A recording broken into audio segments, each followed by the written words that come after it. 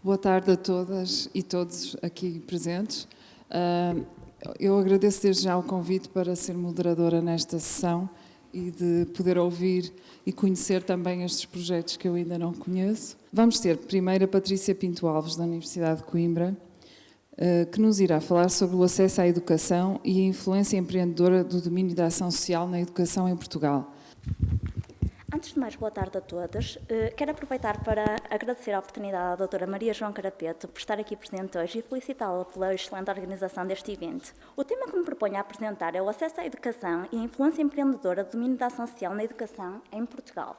Ora, proponho-me a abordar o acesso à educação num contexto igualitário de oportunidades e a influência empreendedora do domínio da ação social na educação em Portugal continental, retratando a influência que a lei de bases do sistema educativo e que a descentralização administrativa tem na temática, assim como tentando dar soluções inovadoras para a educação, tendo em conta a Constituição da República Portuguesa e o Estatuto das Instituições Particulares de Solidariedade Social, que é o Decreto-Lei nº 119/83 de 25 de fevereiro. Previamente, o Estado pode delegar às instituições particulares de solidariedade social tarefas mediante a celebração de acordos contratuais cooperativos, no sentido daquelas o auxiliarem desempenhando as tarefas a que se propõe. Note-se que estas pessoas são pessoas coletivas de cariz particular, embora persigam fins de finalidade solidária, fins altruísticos. A Lei Quadro da Descentralização Administrativa é muito recente e é a Lei nº 50/2018, 16 de agosto, que determina o quadro de transferência de competências, sendo que o legislador aqui andou menos bem, porque o termo adequado, em termos de direito administrativo, é atribuições e não competências. Para as autarquias locais, ou seja, municípios e freguesias, visto que as regiões administrativas ainda não estão instituídas em concreto no ordenamento jurídico português, e para as entidades intermunicipais, mais propriamente as áreas metropolitanas do Porto e de Lisboa. Concretizando dos princípios da subsidiariedade, num contexto de maior proximidade dos serviços às populações locais, da descentralização administrativa e da autonomia do poder local. Esta transferência tem a sua concretização através de diplomas de decretos-leis setoriais. Terei que avançar alguns diapositivos na medida... Peço desculpa se estou a falar rápido demais. Terei que avançar alguns diapositivos na medida em que fiz 58 e não tenho tempo para apresentá-los todos. Ora, o artigo 3º desta Lei Quadro tem para epígrafe universalidade, transcrevendo-nos no seu número 1 que a transferência das novas competências tem caráter universal. Porém, há uma crítica que eu aponto. O caráter nunca pode ser de índole universal, pois, de autarquia local, seja município ou freguesia para autarquia local, há variações, quer a nível geográfico, quer a nível político, quer a nível socioeconómico, tendo de se adaptar a transferência das novas atribuições caso a caso. Por exemplo, um município de Felgueiras, que é a zona onde eu vivo, não é tão desenvolvido como o município de Lousada, que é o município vizinho. Logo, terá que haver uma adaptação casuística, neste caso, de tal transferência. O número 1 do artigo 6º da Constituição da República Portuguesa revela-nos que o Estado é unitário em respeito pelos princípios da descentralização administrativa, do poder da autonomia local e da subsidiariedade. Um aspecto muito curioso, avançando, é o que diz respeito à União Europeia, na medida em que Portugal é Estado-membro da União Europeia desde 1986 e, em pleno século XXI, que é o século em que nos encontramos, Portugal ainda é um dos Estados-membros da União Europeia mais centralizados, o que é grave. Havendo 308 municípios em Portugal, apenas destaquei o meu trabalho em Portugal continental, ou seja, não desenvolvi o meu trabalho tendo em conta os arquipélagos da Madeira e dos Açores, pelo que só retratarei os 278 municípios existentes em Portugal continental. No seu artigo 29 da Lei Quadro, admite-se a delegação das atribuições dos órgãos das freguesias, nos órgãos das freguesias por parte dos municípios, através da celebração dos denominados contratos interadministrativos, que são os contratos que se celebram entre o município e as freguesias, sendo que, agora, os municípios podem delegar todas as competências nas freguesias, desde que se celebrem adequadamente este tipo de contratos. Entrando no domínio da educação, da ação social e das IPSS, que é o que mais interessa neste sentido, quanto ao domínio educacional, os órgãos municipais são competentes para participarem no planeamento, na gestão e na realização de investimentos respeitantes às escolas públicas pertencentes ao segundo e terceiro ciclos do ensino básico e secundário, incluindo o profissional, designadamente na construção, equipamento e preservação. A grande inovação que foi introduzida na lei foi a da atribuição da competência do ensino profissional profissional aos municípios, coisa que anteriormente, na lei anterior, não acontecia. Os municípios apenas tinham competência para exercerem as suas funções relativamente aos segundo e terceiro ciclos de ensino básico e do secundário, e não do profissional. O ensino profissional dizia respeito ao Estado Central, ao Estado de Administração. É também da competência dos órgãos municipais, atualmente, com a nova lei, no que concerne à rede pública de educação pré-escolar, ou seja, infantários, como nós denominamos aqui, e de ensino básico e secundário, incluindo o profissional auxiliar as crianças e os alunos no domínio da ação social, conforme a linha B do número 2 do artigo 11 da Lei Quadro. Tendo aqui a ação social e podendo ter o terceiro setor um papel relevante, quer através da atribuição de subsídios por parte dos municípios aos alunos provenientes de famílias mais carenciadas, para evitar o abandono escolar precoce, ou portadores de algum tipo de deficiência física, motora, sensorial. Quer através da delegação de competências por parte dos municípios em instituições particulares de solidariedade social, que ajudem a assegurar o ensino e a manutenção de atividades de cariz lúdico ou recreativo a todos os alunos, garantindo assim uma igualdade de oportunidades no acesso ao ensino a todos e não apenas a alguns, conforme os artigos 13, 73 e 74 da Constituição da República Portuguesa. Note-se que as competências, apesar da possibilidade desta delegação nas freguesias, continuam a ser dos municípios. Eles apenas delegam as tarefas para serem exercidas pelas freguesias, neste caso. A própria Lei de Bases do Sistema Educativo, que é a Lei nº 46/86 de 14 de outubro, com as posteriores alterações, assevera que todos os cidadãos têm direito à educação e à cultura, nos moldes constitucionais, nos termos do seu número 1 do artigo 2º. O ensino rege-se pelos princípios da universalidade e da gratuitidade. Agora passarei à posição que eu defendo, pessoalmente. Defendo, pois, que o acesso ao ensino diga-se obrigatório, ou seja, na faixa etária entre os 6 e os 18 anos de idade. Se não fosse gratuito, mas tinha oneroso, haveria certamente uma desistência maior por parte das crianças e jovens desta faixa etária da escola, pelo facto das suas famílias economicamente desfavorecidas, pobres, não poderem assegurar-lhes a formação educacional, o que parece-me que induziria numa forte violação do princípio da igualdade e levaria a uma forte analfabetização da população. O que se pretende com as medidas adotadas da descentralização administrativa é assegurar o acesso equitativo de todos à educação, num contexto de igualdade de oportunidades.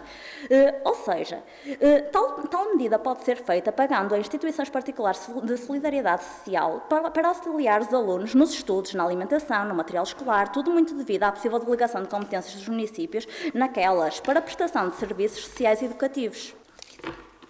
A nível jurisprudencial, e o que eu defendo pessoalmente é o denominado ensino doméstico para evitar nas zonas mais interiores do país, onde foram encerrados variadíssimos estabelecimentos de ensino, o ensino doméstico. Mas a Constituição da República Portuguesa e a Lei Ordinária Portuguesa não consagram o direito do estudante, em regime de ensino doméstico, a assistir às aulas no estabelecimento de ensino, onde se encontra matriculado, nem proíbem essa possibilidade, pelo que me parece que terá que ser feita uma reforma legislativa neste sentido, porque há uma lacuna neste sentido.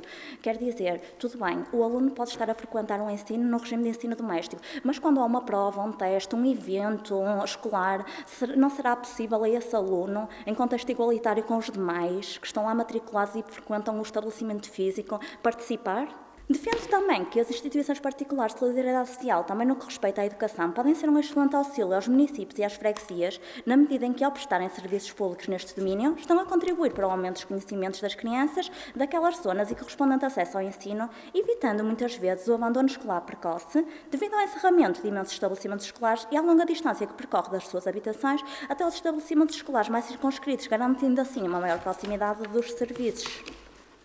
Entrando diretamente agora no Decreto-Lei Setorial da Educação, que entrou em vigor muito recentemente, trata-se do Diploma Setorial da Educação, o Decreto-Lei nº 21/2019, de 30 de janeiro, que introduz grandes novidades no ordenamento jurídico português.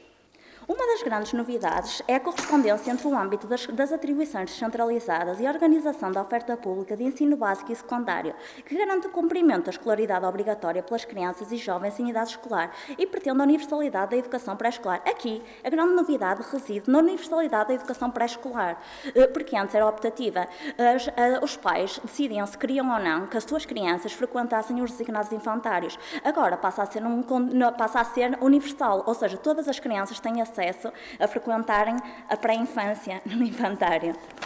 Outra novidade introduzida por este decreto-lei é que, quanto às competências de gestão, destacam-se as novas competências de organização e gestão dos procedimentos de atribuição de apoios de aplicação universal e de aplicação divergente, aplicando-se o regime jurídico à atribuição e ao funcionamento dos apoios no âmbito da ação social escolar consagrado em diploma legal próprio. Relativamente às residências escolares, e tendo em conta o artigo 37 e seguintes deste Decreto-Lei Setorial da Educação, estas passam a ser parte integrante da competência dos municípios da respectiva área geográfica. E relativamente ao alojamento, há aqui dois aspectos muito interessantes. Na medida em que é da competência dos municípios a atribuição de uma moradia junto de famílias de acolhimento, mas pode ser cedida a entes privados a possibilidade desses alunos ficarem alojados em casas de entes particulares, instituições particulares de solidariedade social, desde que financiadas devidamente pelos municípios em causa. Isto para quê? Para evitar o abandono escolar das crianças que residem muito longe das escolas, o insucesso escolar. Outra inovação diz respeito à transferência do pessoal não docente com vínculo ao Ministério da Educação para os municípios, mas há aqui uma salvaguarda, que é a respectiva situação jurídico-funcional de cada um, conforme o artigo 43 deste Decreto-Lei Setorial da Educação. Aponto agora, por fim, as principais conclusões a que cheguei e as soluções que pretendo apontar neste âmbito, sendo que parece-me que o elevado encerramento de escolas nas zonas do interior de Portugal continental tem prejuízos graves para estas crianças, que devido ao encerramento daqueles estabelecimentos em grande aglomerado, podem ou poderão vir a abandonar a escola cedo demais, tendo neste aspecto a descentralização administrativa um papel muito relevante, na medida em que, se forem criadas as condições devidas de empregabilidade nessas regiões, as famílias, ao ali se estabelecerem, criam lá suas raízes familiares. Com o auxílio das instituições particulares de solidariedade social no domínio educacional, poderá ser melhor combatido, ou pelo menos será possível abrandar, o denominado insucesso escolar. Ainda há muita desigualdade no ordenamento jurídico português e a nível geográfico, nos vários setores registados em Portugal, pelo que, cada vez mais, a descentralização administrativa deve acontecer de forma progressiva, no sentido de proporcionar melhores condições e de forma mais equitativa a toda a população e não apenas a alguns, tentando assim assegurar-se uma maior coesão no sentido de união territorial. Quanto ao modelo de repartição das atribuições, ou seja, as novas competências também sejam conferidas quando as novas competências também sejam conferidas aos municípios, o modelo de repartição de atribuições entre os municípios e as freguesias fixa-se mediante a celebração dos denominados contratos interadministrativos que referi há pouco. No domínio da ação social, as instituições particulares de solidariedade social têm aqui um papel fulcral no domínio da educação e da ação social, na medida em que podem prestar cuidados ou prestar serviços sociais mediante a celebração com a administração pública dos chamados, designação atribuída por mim neste caso, contratos cooperativos de prestação social. Muito obrigada. Então, queria passar a palavra desde já a Almudena Ferro, da Associação Renovar a Moraria, que nos vai apresentar sobre o projeto piloto de criação de uma rede de apoio para a integração de crianças imigrantes numa escola no município de Lisboa. Obrigada. Obrigada. Boa tarde a todas. Obrigada à organização pelo convite, em especial a Maria João Carapeto. Como muito bem já disseram, venho da Associação Renovar a Moraria, representação para apresentar este projeto, mas antes disso eu gostava de dar uma pequena visão do que é a organização, do que estamos a fazer e do porquê começamos a trabalhar com crianças migrantes na área da educação. A Associação Renovar a Moraria tem já 11 anos, que nasceu por um grupo de pessoas que moravam na moraria para mesmo tentar melhorar as condições de vida do território, era um bairro bastante degradado a vários níveis. Qual é a nossa visão? É uma visão de comunidade.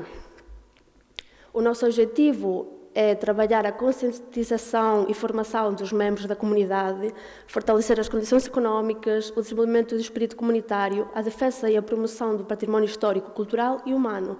Trabalhamos a vários níveis, trabalhamos a nível cultural, social, comunitário, empreendedorismo. Os nossos valores, a inclusão, sobretudo, todo o nosso trabalho vira em torno à inclusão, a participação, o respeito e valorização da diversidade, a igualdade de oportunidades, transparência e independência. Mas para perceber o trabalho da Renovar a Moraria é importante conhecer o bairro da Moraria. sabem onde está o bairro da Moraria. Aqui temos uma fotografia que retrata muito bem, entre o Castelo e o Martim Muniz, entre a Graça e o Intendente e a Baixa. É um bairro muito pequenino, que é tradicionalmente um bairro migrante. E aqui alguns dados que não são atuais, porque não existem mesmo dados atuais sobre o bairro, mas tem perto de 5.000 habitantes, mais de 30% da população da Moraria é estrangeira, e acreditamos que é um número muito mais elevado, que cresceu nos últimos anos. Ainda assim, aqui não estão as pessoas que não, os migrantes ilegais, por assim dizer, as pessoas que não estão registadas. As nacionalidades de que podemos falar são Bangladesh, Índia, Paquistão, China, entre outros. Também Roménia, Brasil, Angola, Moçambique, Guiné, Cabo Verde, São Tomé e Príncipe. Também, obviamente, estrangeiros de países da União Europeia, Itália, Espanha. E mais de 24% da população tem acima de 65 anos. O bairro sofreu nos últimos anos um processo de turistificação e gentrificação, portanto estes dados não são de todo atuais. Com certeza a população da Moraria é muito menor do que está aqui refletida, mas são os dados oficiais que temos. E dentro de tudo isto, o que é que fazemos? Eu não disse, mas a Moraria tem mais de 50 nacionalidades a morar no território, com certeza já são mais. E nós, desde os nossos inícios, trabalhamos muito a área das migrações, na área social e comunitária. Como é que trabalhamos? Eu vou me focar muito no nosso trabalho com crianças e jovens, sendo que trabalhamos muitas áreas diferentes, com muitos públicos-alvos, mas em específico neste, nós temos aqui 2 projetos de continuidade que são o apoio ao estudo e a Casa de Férias. Que é a Casa de Férias? Nós temos a Moradia, que é a casa comunitária que está lá mesmo no bairro, desde o ano 2013, se não me engano, e desde logo ao início que nós começamos a perceber uma necessidade muito grande no bairro, que era trabalhar com as crianças e jovens nos tempos não letivos. Não havia nenhuma alternativa de ócio saudável, as crianças ficavam ou em casa, no computador, na TV ou na rua, sem nenhum acompanhamento, sobretudo no mês de agosto, onde não havia mesmo nenhuma resposta. Então começamos a trabalhar a Casa de Férias, que realmente é atividades durante todo o mês de agosto, todas as tardes, onde juntamos estas crianças e jovens do território e damos oportunidade de conhecerem lugares, museus, espaços, fazerem atividades que no seu dia-a-dia nunca teriam acesso. Porque que é o que trabalhamos nestas atividades? O nosso foco é a interculturalidade. Trabalhamos a relação entre as crianças. São crianças de entre 10 e 15 nacionalidades diferentes. Estamos a falar das mesmas nacionalidades das que falámos antes. Também, obviamente, portugueses. A metade das nossas crianças e jovens são portuguesas e a metade imigrantes. Trabalhamos o respeito pelo outro, o respeito pela diferença, a diversidade. Aqui podem ver uma fotografia de Marvila, dos grafites. Moradia Democrática foi um projeto que fizemos na Páscoa, porque depois começamos a perceber, não só no verão, mas também no Natal e na Páscoa, precisávamos de ter esta oferta de atividades. Esta Páscoa foi a volta da democracia e a participação democrática, onde eles próprios fizeram a sua própria Constituição e regras que iam ser trabalhadas durante toda a semana.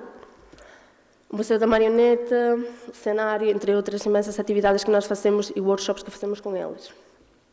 Depois da Casa de Férias, mas nesse ano letivo, apercebemos-nos com o contacto com estas crianças e jovens que uma necessidade era realmente o apoio ao estudo. As crianças e jovens não tinham ninguém para os ajudar a estudar, para os testes, para fazer os trabalhos de casa, e ficavam muitas vezes na rua. Então, de uma forma muito informal e voluntária, começámos a abrir o espaço para eles virem a estudar e arranjamos voluntários para os apoiarem. Só para perceberem, neste ano estamos a acompanhar a 42 crianças e jovens do território. Território, não estou a falar só da Moraria, mas de toda a Junta de Freguesia Santa Maria Maior e os bairros perto da Moraria. Que é o que fazemos? Apoio nos trabalhos de casa, estudos de diferentes disciplinas. Mas temos 45 voluntários envolvidos. Como é possível? E então, é uma metodologia muito específica do apoio ao estudo, funciona numa relação de 1 a 1. Cada voluntário compromete-se e fica responsável por uma criança ou jovem durante o ano letivo, o que faz criar uma relação de confiança entre eles e apoiar desde esta relação, que faz totalmente a diferença do que estar numa aula. Dentro destas 42 crianças que já disse antes, a metade são migrantes e muitas delas são recém-chegadas ao país ou levam 1 ou 2 anos e não falam português de todo. Qual é o nosso trabalho aqui? Obviamente, o estudo, a aprendizagem de português, passar os testes é importante, mas é muito mais importante esta relação com eles diária, perceber quais as suas dificuldades e como os podemos acompanhar desde o tu a tu. Trabalhamos também a interculturalidade, obviamente. Tenho aqui algumas fotografias para perceberem o que é apoio ao estudo. Acontece todas as tardes, das 4 às 8, na sede da associação. E aqui estão algumas fotos. E, como eu já disse, nós tínhamos muitas crianças recém-chegadas que não falavam português. O que é que nós fazíamos com essas crianças? Muitas crianças que chegavam a Portugal, chegavam logo à associação porque os pais a conheciam, porque também temos aulas de português para adultos, e eles ainda não estavam inseridos na escola. São crianças que chegam do Nepal, imaginemos, e não têm mesmo nenhum sítio onde ir. Demora a escola a integrar uma criança, às vezes 2, 3 meses, então vem ter connosco, é inserida no apoio ao estudo e o voluntário ou voluntários que ficam com essa criança fazem um trabalho mesmo de apoio no português, muito mais informal, muito mais oral, muitas vezes sim, mas para a criança, quando começar a escola, já ter algumas ferramentas, algumas competências básicas para trabalhar no português. Eu estou a falar de crianças muitas vezes, mas estamos a falar de crianças dos 6 aos 18 anos, jovens, temos jovens que chegam ao secundário, que chegam também do Paquistão e que não sabem uma palavra de português. E nós apercebemos aí que uma dificuldade era chegar à escola, porque quando depois serem integrados na escola, eles relatavam histórias como que ficavam no fundo da aula, os professores deixavam-nos no fundo da aula, não traduziam as aulas, eles não percebiam nada, faziam testes em português sem saber português, e dissemos, ok, temos de fazer aqui alguma coisa. E no âmbito deste contexto nasceu o projeto academiacv.pt, do que nós somos promotores este ano. A Fundação Cidade de Lisboa é nosso parceiro, assim como o agrupamento de escolas Gil Vicente, que é o mais perto da associação, e o financiador é o programa BIPSIP, da Câmara. O projeto academiacv.pt é CV de capacitar e valorizar em português, é o nome do projeto. Este foi um projeto que já iniciou há 3 anos pela Fundação Cidade de Lisboa, em Alvalade, no agrupamento das escolas de Alvalade já foi feito um projeto piloto durante 2 anos, mas não era tanto focado no português, mas sim no apoio às disciplinas, como nós fazemos no apoio ao estudo. E então, este ano foi mesmo o foco no português. Nós começamos a trabalhar com a Escola Básica Santa Clara, que está ao pé do Panteão Nacional. Por um pedido da escola, a escola tinha mais de 30 alunos migrantes que não falavam de todo o português, ou que tinham um nível iniciado. Então, podemos começar a falar do projeto. O projeto tem várias atividades, vários resultados, eu vou falar só um bocadinho de cada um.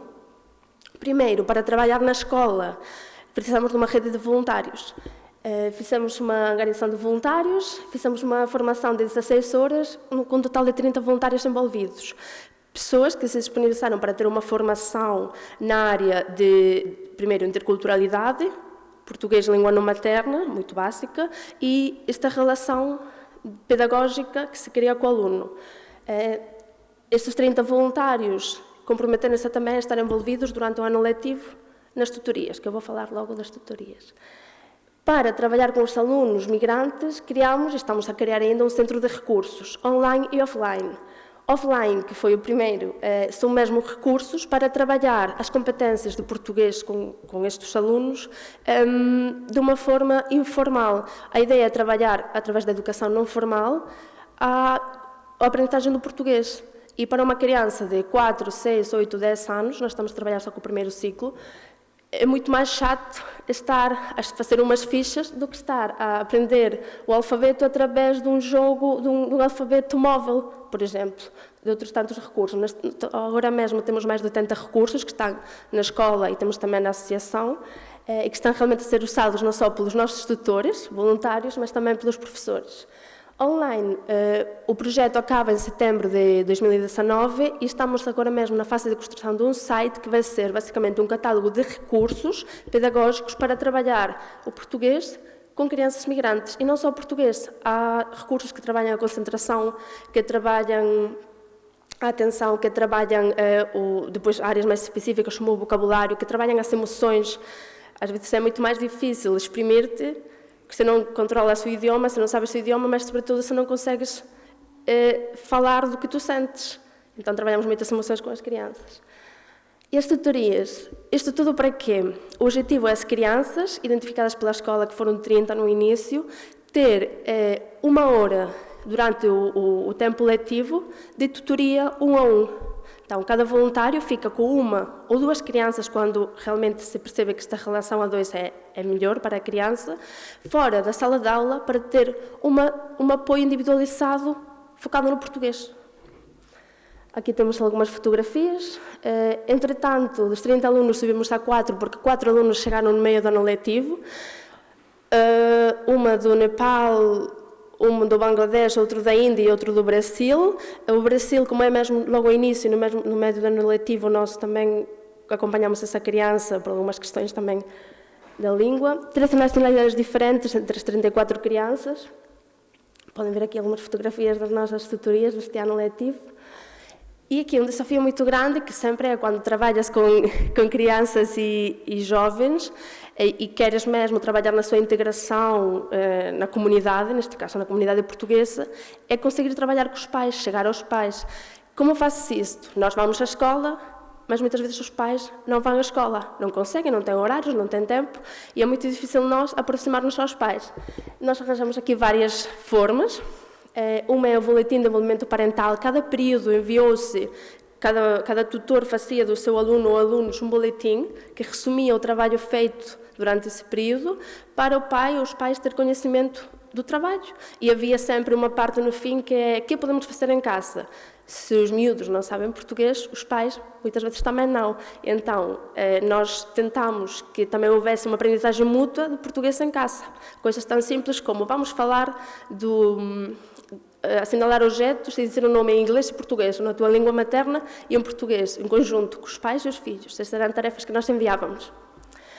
Entretanto, as reuniões de pais e mães, nós assistimos às reuniões de todas as turmas da escola, para todos os pais conhecerem o projeto e, sobretudo, os pais das crianças que estavam integradas na tutoria, só que muitas vezes os pais não iam mesmo à escola, então nós sabíamos que não ia ser uma forma de nós aproximarmos aos pais.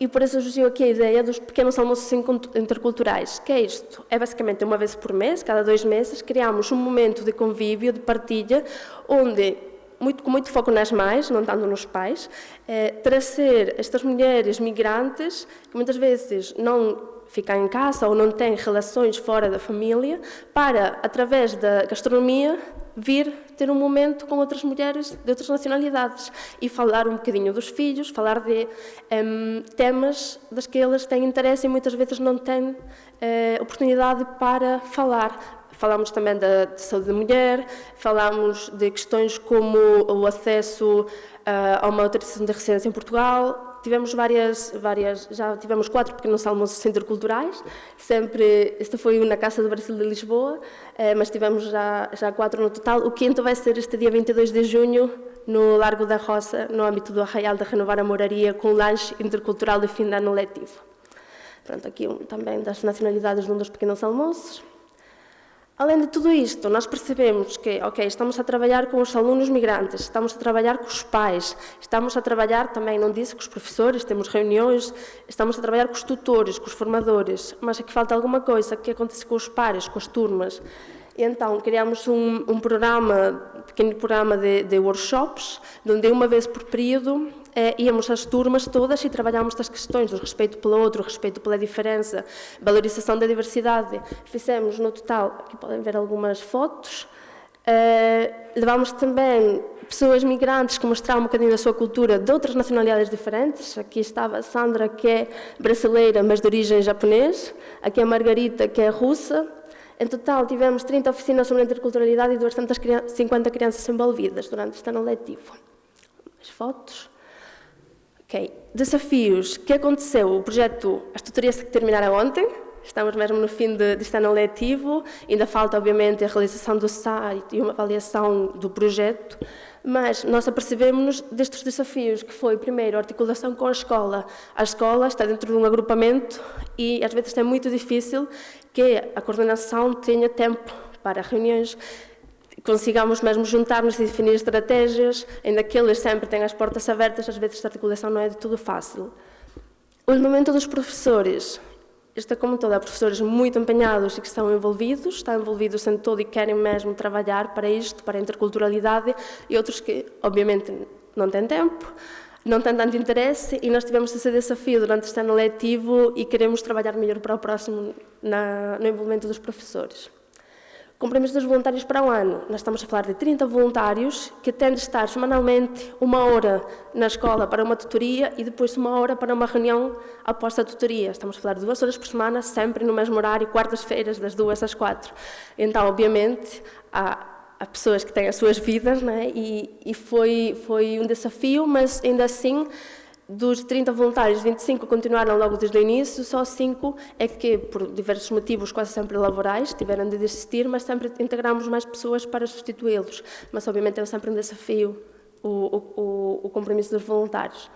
E o envolvimento parental, ainda assim, com estes pequenos almoços, com as reuniões de pais, com os boletins, nós percebemos que ainda há muito caminho a fazer no envolvimento dos pais e queremos cada vez não eles vir, mas nós ir mais perto deles e perceber quais as suas dificuldades e por que não, às vezes, participam mais. Porque às vezes é porque não podem, não porque não querem. Só para terminar, espero que não esteja fora do tempo, dizer que este projeto foi iniciado em setembro de 2018, vai acabar em setembro de 2019. Após o nosso trabalho, durante este ano letivo, já recebemos 3 contactos de escolas da zona e estamos agora em processo também de candidatura para conseguir implementar este projeto durante o próximo ano letivo a mais 2 escolas, que foram mesmo os pais e os professores que contactaram connosco. Então, isto já demonstra qualquer sucesso, ainda que seja parcial, do projeto. Obrigada. Boa tarde a todos, resistentes por estarem aqui. Obrigado pelo convite, é sempre um prazer regressar à academia. É uma casa que conheço, sou jurista de formação e é com muito gosto que recebo estes convites para estar aqui convosco.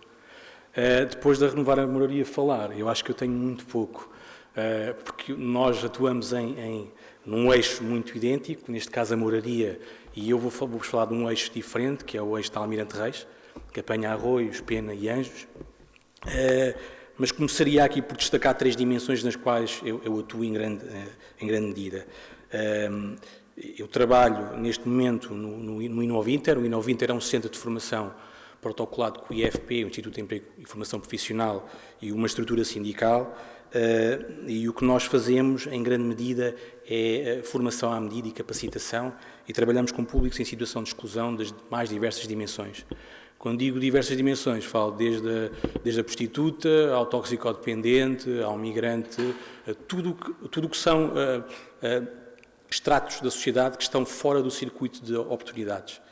Ou seja, nós costumamos dizer que ficamos com o que é o mais difícil de trabalhar, e sendo um centro protocolar e estando debaixo do chapéu do Estado, numa estrutura estatal como é o IFP, tentamos aqui, de certa forma, fazer caminho para não deixar ninguém de fora.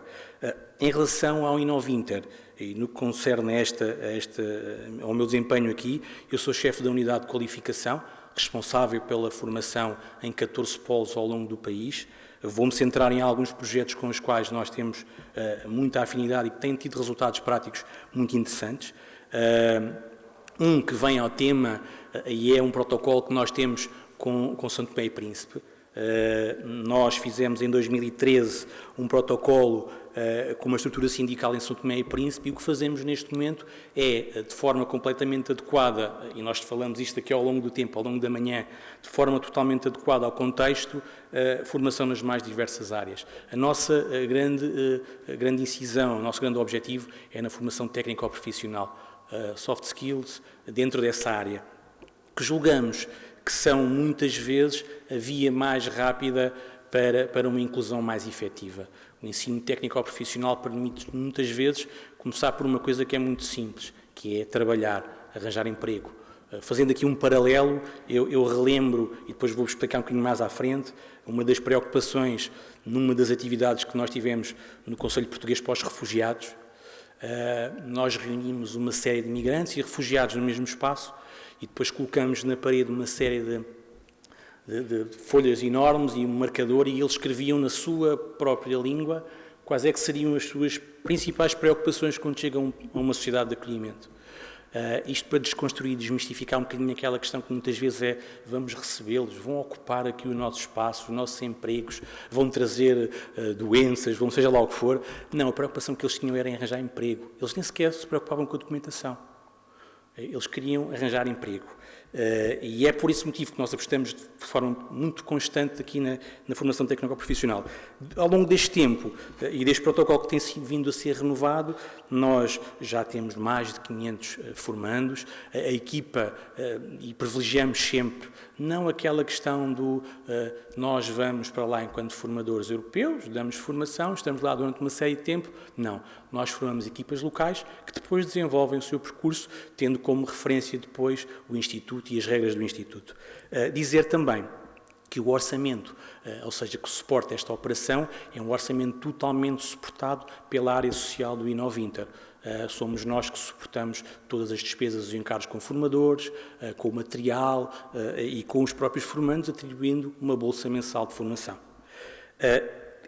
Ainda dentro do Inovinter, 2 projetos também muito interessantes que queria partilhar convosco. Um tem a ver com o Português para Todos, que a Renovar a Moraria tem uma coisa também que tem muito a ver. Nós estamos muito focados neste momento com 3 turmas.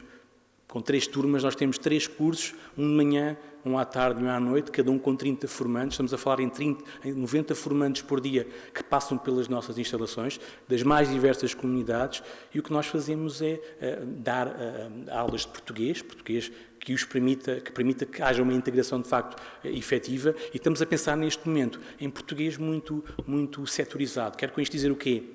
Ou muito adaptado. Quero com isto dizer que, por exemplo, nós temos procurado com um dos parceiros que nós temos, que é a Portugália, o restaurante, noções básicas de cozinha, utensílios, e adaptar esses cursos a públicos muito específicos que depois permita esta reconversão.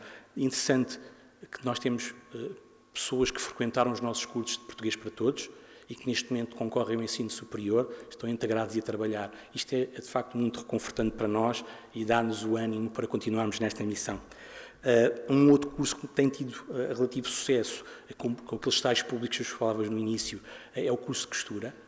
Um curso de costura que não fica apenas pela questão da costura, tem outras dimensões, e conto-vos aqui uma história do último curso, será mais fácil de ilustrar qual é que é o meu sentimento e o prazer que eu sinto nisto, que foi: nós recebemos diversas inscrições neste último curso, só pudemos selecionar 15, mais uma vez o orçamento é suportado pelo Inovinter, e nós tivemos 8 nacionalidades diferentes neste curso. E tivemos uma situação muito especial de 2 refugiados sírios, curdos, um casal, que não falam português nem inglês. Não falando português e inglês, mas à partida estariam totalmente excluídos de uma formação deste tipo. E aqui entra um dos últimos pontos que eu vos vou referir e que vem naquela sequência do empreendedor social. Não é uma palavra que eu gosto muito, é mais fazedor social que outra coisa qualquer. Nós utilizamos as novas tecnologias, adaptadas desde o Google Translator, etc., para que estes 2 formandos pudessem frequentar a ação de formação, terminaram a ação de formação, e eu por acaso hoje não pude gostar a lavar, fizeram uma camisa muito, muito gira, síria, que eu gostava um dia deste de partilhar e vocês poderem ver. É reconfortante ver uma pessoa que estava totalmente fora daquele dito circuito de oportunidades, estar neste momento incluída, e outras histórias vão surgindo, estamos a falar de uma senhora com um historial de prostituição e toxicodependência e alcoolismo, tudo associado na mesma pessoa, que de um momento para o outro, através do movimento associativo que povoa este território e este trabalho em rede de forma colaborativa, conseguimos sinalizar aquela pessoa, arranjamos um trabalho, acompanhar um idoso. O idoso gostava muito das meias, e aquelas meias em específico gostava muito. Nós geralmente, quando temos um furo ou que está rota, jogamos fora. Aquele senhor gostava daquelas meias, e numa destas viagens, essa senhora tomava conta desse senhor idoso, ela foi a um ateliê de costura que era de 2 formandas nossas, e achou aquilo muito interessante. Uma senhora, neste caso portuguesa, e ela perguntou como é que elas tinham conseguido e se elas lhe podiam arranjar emprego nas horas vagas para para estar ali. E essas duas nossas formandas do Bangladesh, o que disseram foi, tem que ir ao I90 tirar o curso. E ela terminou neste momento o curso e está aberta toda uma perspectiva para esta senhora poder trabalhar em part-time, tendo mais um rendimento, isto contribuindo de forma efetiva para a inclusão, que é o mais importante. Estes eram os casos que eu queria partilhar convosco em relação ao I90. Fora isto, a Maria João sabe, a Emeline também sabe, são mais umas centenas de coisas que eu vou fazendo, eu vou destacar duas. Nós criamos, o ano passado, uma plataforma que inicialmente tinha como principal objetivo a reunião das 5 maiores associações de refugiados em Portugal. Conseguimos uma coisa que se chama Fórum Refúgio, que praticamente tem como objetivo principal criar políticas que permitam, de certa forma, um poder de influência junto do poder político e na transformação de políticas de integração. Queremos, com isto, dar a voz, de facto, aos intervenientes, aos principais atores, que são migrantes e refugiados, neste caso em específico, e criamos, então, essa dimensão de Fórum Refúgio. Óbvio, em cima da mesa, as questões de educação vieram desde logo, e tiveram presentes desde o início. A academia tem tido um papel super importante nisto, e falo aqui das mais diversas, desde a Nova, desde Psicologia, o ISPA, que analisa as questões mais de saúde mental com as pessoas. Nós temos estado a fazer um percurso aqui ao longo do tempo, neste momento de compilar uma série de informações para que possamos depois, de forma muito ativa, crítica, mas acima de tudo positiva, mostrar às entidades governamentais quais são as práticas que devem ser adotadas. Ainda dentro do Fórum Refúgio, temos algumas associações que neste momento já aplicam a aprendizagem não formal. Coisas tão simples como entrarmos num edifício e termos, isto é clássico quase, termos o que é uma porta em várias línguas, o que é um microfone, o que é uma caneta, o que é um caderno. E isto leva a que o processo de integração seja muito mais fácil e mais rápido, que é o que se pretende, visto que a preocupação destas pessoas, de facto, é ter um rendimento, é participar de forma ativa. Ouvi ainda há pouco falar da questão da moraria das 52, a Pena, Anjos e Arroz tem 98 nacionalidades atualmente, ou seja, é um território intercultural, transcultural, nós podemos inventar se não, mas é mais que intercultural, e isto leva a um outro ponto a seguir, que são outros públicos com os quais nós trabalhamos. Eu sou voluntário no Centro Nacional de Apoio à Integração de Migrantes, em Lisboa, o Alto Comissariado para as Migrações. O ano passado, felizmente, não fiz nada de especial, apenas acompanhei diversos casos que vão desde refugiados a imigrantes brasileiros que vão chegando muitas vezes hoje em dia e que precisam do suporte numa coisa tão simples, na certificação de habilitações, no encaminhamento para o ensino superior. Tive diversos casos que acompanhei com relativo sucesso e recebi um prémio de melhor mentor ou mentor campeão do ano 2018. Isto vale o que vale. Digo isto porquê?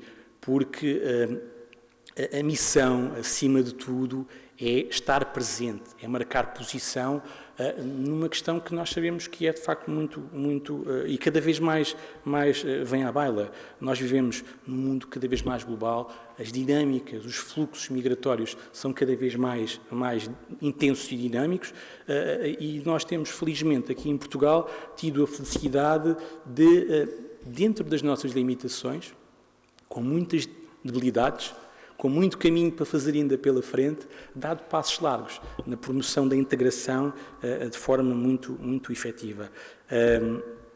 Alto Comissariado para as Migrações, também para dar conta de situações tão simples como a que vos referi anteriormente, o encaminhamento em termos de certificação de habilitações, ir tomar o pequeno almoço com um imigrante angolano que chega cá, que não tem família e que veio, por exemplo, para um tratamento médico e que não tem ninguém, ir ver o Benfica, Porto ou Sporting, consoante a fundação que dá bilhetes. Neste caso eu não queria puxar a brasa, mas a Fundação Benfica dá bilhetes e nós vamos ver, mas é o dia-a-dia, é o almoço, é o companheirismo, é o facilitar da integração e promoção da integração.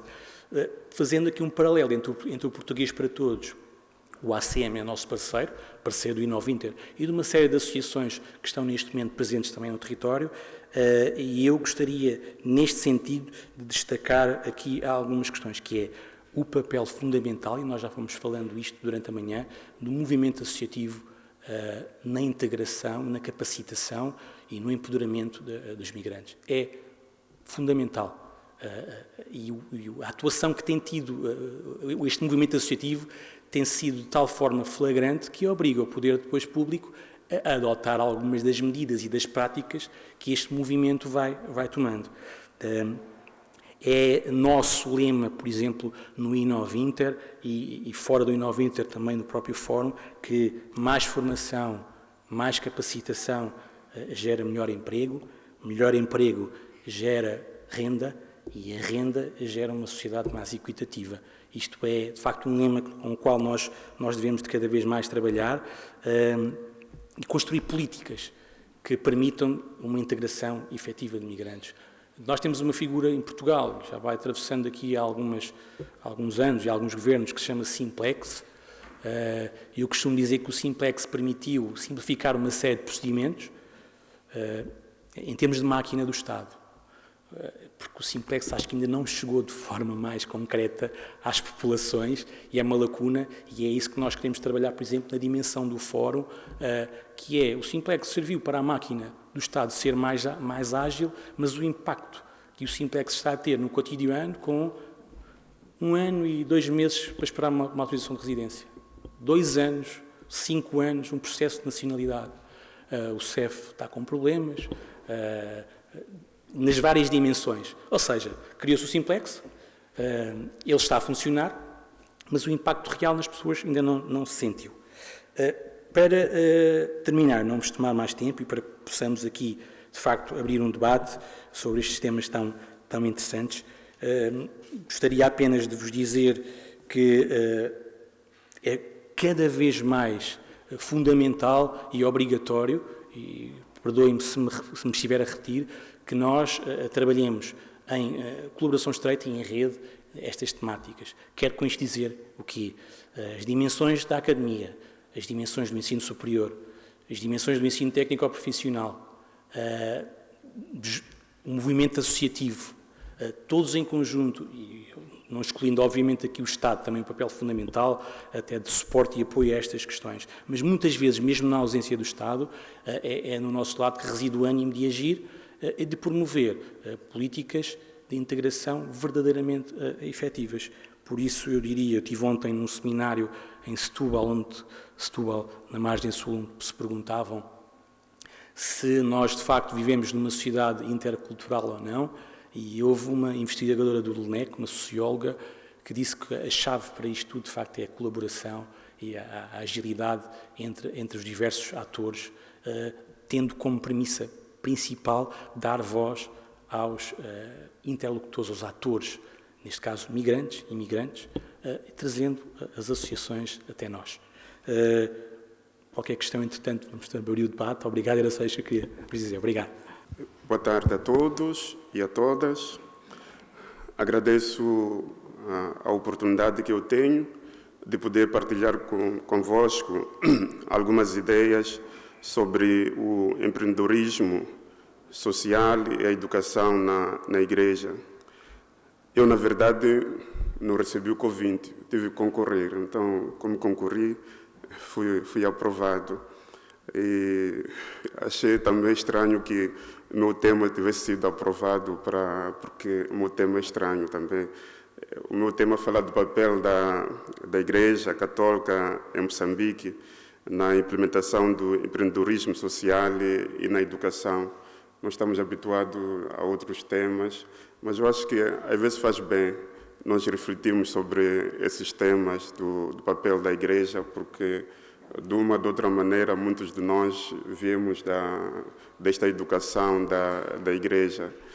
E faço isto por 2 razões. Em razão do meu ofício, sou obrigado a dar testemunho, mas também faço por ser moçambicano. E esta realidade do empreendedorismo é algo que está em franco desenvolvimento em Moçambique. Então, entrando diretamente ao meu tema, acho que há duas coisas que, como diz o tema, é a igreja e a educação, o empreendedorismo e a educação. O primeiro elemento que eu gostaria de situar é que a igreja e a educação perseguem o mesmo fim, que é o homem, educar o homem. A educação visa tirar o homem para fora, dando esta novidade da sabedoria, da investigação, da pesquisa, enquanto a igreja também, a partir como víamos ontem, a partir da catequese, da evangelização, esta igreja visa dar boa nova a este homem. Sendo que, se é verdade que a igreja e a educação têm este papel de dar a boa nova, de trazer alguma novidade, então acho que estão criados elementos para estas duas realidades poderem dialogar. Como eu digo, foi bom também ser aprovado este tema, porque às vezes muitos de nós viemos da igreja, depois marginalizamos a igreja e nunca pensamos que estes temas, estas duas realidades aqui, têm muito a dizer e a dialogar. Eu percebo o empreendedorismo, só o empreendedorismo, como algo que visa o lucro, porque não há ninguém que cria uma empresa para andar a distribuir dinheiro ou fazer um bem social, senão a empresa vai à falência, né? Então, o empreendedorismo só tem sentido se for acrescentado a componente social, e é disso que a mim me interessa. Quando nós acrescentamos esta componente social, então descobrimos logo que este empreendedorismo não visa somente o lucro, mas visa o próprio homem. E, mais uma vez, descobrimos que se este empreendedorismo social existir, é logo abraçado pela igreja, porque a igreja não visa nenhum lucro. Então, mais uma vez, temos algo que essas duas coisas podem dialogar. Ao longo da história, nós vimos que, olhando para a Revolução Industrial, com todas aquelas situações que houve da Revolução Industrial, em que depois a massa laboral teve que reivindicar, a igreja teve que se posicionar diante disto, porque é verdade, deve-se dizer também que a igreja chegou um pouco tarde, porque a sociedade já se tinha posicionado diante disto, com toda esta teoria do socialismo, marxismo e por aí fora, mas a igreja também teve que se posicionar diante disto, escrevendo através daquilo que nós chamamos doutrina social da igreja. Então, a doutrina social da igreja não é outra coisa, senão toda esta ferramenta, se assim podemos dizer, que visava dar dignidade a este homem que, em nome do empreendedorismo, em nome do trabalho, tinha sido feito objeto, se assim podemos dizer. Então, a igreja aparece nesse sentido para voltar a dar dignidade a este homem. E um dos primeiros documentos que a igreja reagiu já em 1891 foi através daquela encíclica muito famosa, acho que devemos conhecer, chamado Renovar. Esta encíclica Renovar, que é dito em latim e traduzido em português, significa das coisas novas. Então, a igreja procurou refletir o que é que nós podemos trazer quais são as novas realidades, coisas novas que podemos anunciar à sociedade. Eu queria que fixassem esta palavra das coisas novas, porque, como eu digo, eu venho da realidade moçambicana. Meu país, como outros países lusófonos, africanos, logo após a independência, nós tivemos a independência em 1975, aderiram àquilo que nós chamamos de socialismo. E uma das coisas que o socialismo visava, pelo menos no meu país, depois da independência, foi o slogan do meu país, foi a construção do homem novo. Queria-se criar um homem novo. O que era homem novo? O homem novo era aquele homem que se devia se distanciar totalmente do colono. Segundo, este homem novo era aquele que se devia distanciar-se de toda esta situação de bruxaria e por aí fora. Em 1981, no meu país, na implementação deste homem novo, porque todos deviam aderir a esta doutrina do homem novo, aqueles que não aderiram a este homem novo foram literalmente foram evacuados com um sistema que foi criado chamado Operação e Produção. Este instituto, se assim podemos dizer, de Operação e Produção, visava reeducar este homem que não aderia a esta doutrina da construção do homem novo. E como é que se fazia a reeducação deste homem? Estes homens eram mandados para as chamadas zonas de produção, zonas comunais. Então, lá trabalhava-se 24 sobre 24 e ensinavam-se todas as ideias políticas e por aí fora. Esta é a doutrina, digamos, que o Estado, o regime trouxe. E como eu digo, a Igreja também teve que se posicionar diante disto. Eu disse para gravar, retermos esta palavra das coisas novas, é que a Igreja também visa homem novo. Mas cedo a Igreja descobre que não é o mesmo homem novo que nós estamos a tratar. Nós estamos à procura do outro homem. Este homem novo não é criado, construído, marginalizando alguns, separando dos outros. É preciso criarmos este homem novo. Aí assenta-se de novo a doutrina social da Igreja, que diz que este homem novo só é possível se nós pudermos dar dignidade a este homem.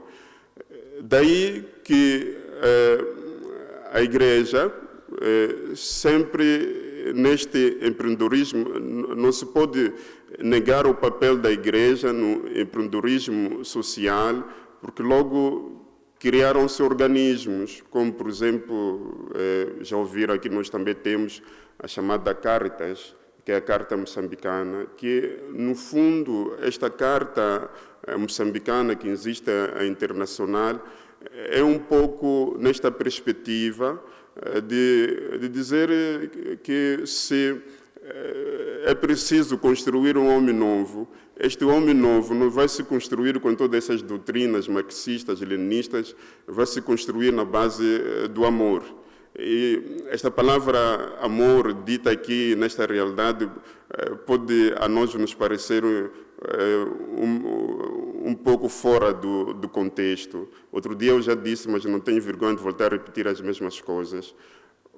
Os gregos também tiveram a dificuldade de definir esta palavra amor. Lembra-se que Aristóteles escreveu uma obra chamada Ética a Nicômaco, e ele descobriu 3 fases desta realidade do amor, da amizade, e dizia que existia uma amizade que era por utilidade, que as pessoas relacionam-se com outras porque sempre esperam alguma coisa. Existia a outra fase que era a amizade por prazer, né? As pessoas sempre se relacionam porque esperam alguma coisa. E chegou a terceira fase, que era da amizade verdadeira. E Aristóteles chegou a esta conclusão, que esta amizade aqui não é para todos. é difícil brincar, relacionar-se com alguém sem ter nenhum interesse, porque mesmo o pai, a ligação que existe entre pais e filhos é porque há sempre algum... Não tenho como dissociar da relação que existe entre meu pai e que existe um filho. Há sempre alguma relação que nos une, que nos obriga a estarmos juntos. Mas, como eu não quero demorar sobre isto, a Igreja depois assentou as suas bases sobre este amor que é verdadeiro, por isso que falam do ágape, este amor que não tem interesse, é desinteressado, é um amor incondicional. Daí que o projeto de cartas visa englobar todos os homens, englobar todas as pessoas.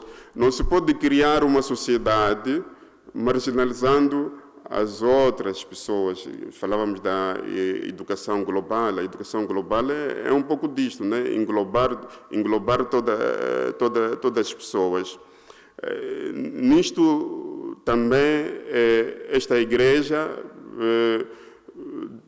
teve o seu papel ainda no empreendedorismo, como diziam os colegas aqui, através da formação, dando formação, não sei, na culinária, na costura e por aí fora, até criando a chamada União Geral das Cooperativas, que foi fundada até por um padre.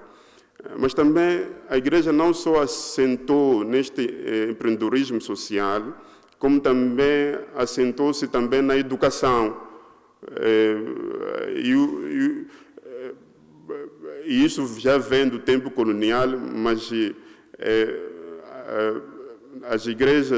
a Igreja Católica em Moçambique, é difícil encontrar uma igreja que não tenha escola. Costuma-se dizer que há duas coisas que chegam em todo o país, em Moçambique, é a Coca-Cola e a Igreja Católica. Mas a Igreja Católica também sempre tem a componente da escola. Isso, veja as zonas mais recônditas, pode-se falar tudo o que se quiser falar, até as zonas mais recônditas nós temos as escolas. Mas não só, e a Igreja faz também a escola, a formação, não só quando tem essa escola formal, mas quando, como se dizia ontem, quando se dá catequese também, é formação. Então, como eu digo, as duas componentes não se pode dissociar da igreja. E nesta linha, porque a igreja sempre se preocupou com a formação do homem na educação, surgiu a Universidade Católica, diferentemente daqui dos outros sítios, que a Universidade Católica aqui tem vários polos, né, independente, norte, sul, não sei o quê. Nós temos uma única universidade. E depois surgiu a Universidade de São Tomás de Aquino, agora tem o Instituto Dom Bosco. E só para citar alguns exemplos, que se há alguma componente que a igreja se bateu muito, foi na educação. E devemos dizer, podem dizer tudo o que quiserem dizer, muitos, incluindo a mim, que não tenho vergonha de dizer, somos produto da educação da Igreja Católica. Muitos que estão no governo são produtos da Igreja Católica. É verdade que houve esta tensão, mas sabe reconhecer que se há uma instituição que está na vanguarda na educação, é a Igreja Católica. E vos digo uma coisa que, se calhar, aqui pode não fazer muito sentido. Até os protestantes enviam os seus filhos para serem educados na Igreja Católica, porque sabem que seja a catequese, seja a educação feita na Igreja Católica, é sempre algo que é organizado e é metódico. Então,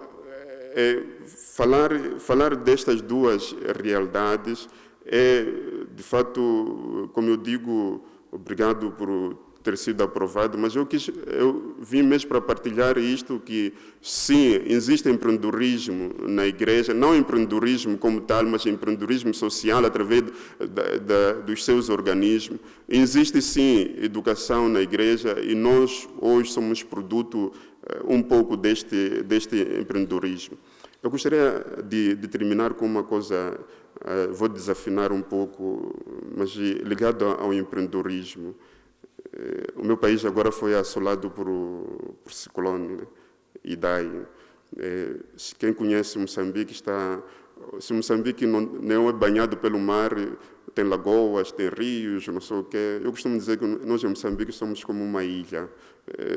Então, se explica essa questão dos ciclones.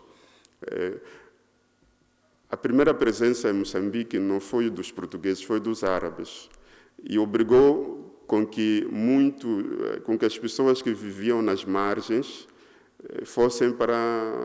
entrassem para o interior, fossem para as cidades.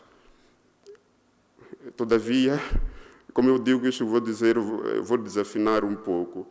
Eu acho que se há uma coisa que Moçambique pode apostar no empreendedorismo hoje, é do mar. E como eu digo, é desafinado, porque vão dizer, com toda esta situação que nós tivemos dos ciclones, como é que nós vamos fazer tudo isto?